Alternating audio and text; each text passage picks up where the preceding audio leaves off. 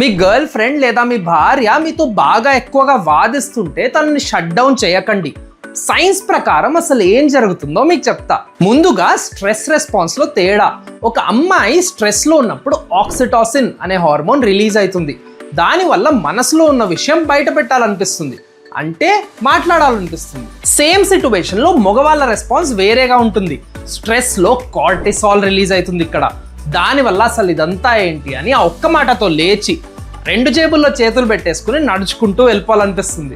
Number 2, తను emotions ని మీకన్నా ఫాస్ట్ గా ప్రాసెస్ చేయగలుగుతుంది.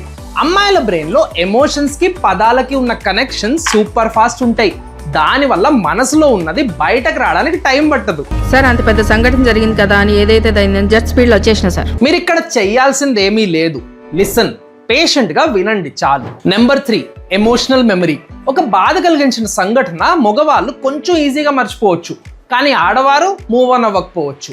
అందుకే ఒక గొడవలో పాత మాటలు మళ్ళీ బయటికి వస్తాయి. తను వాదిద్దామని కాదు, ఇంకా ఫీల్ అవుతుందని అర్థం. సో నెక్స్ట్ టైం తను అప్సెట్ అయినప్పుడు మాట్లాడనివ్వండి. కట్ చేయడానికి ట్రై చేయకండి, అండర్స్టాండ్ చేసుకోండి. అమ్మాయిలు ఊరికే వాదిస్తారు అనుకునే వాళ్ళకి రీల్ షేర్ చేయండి.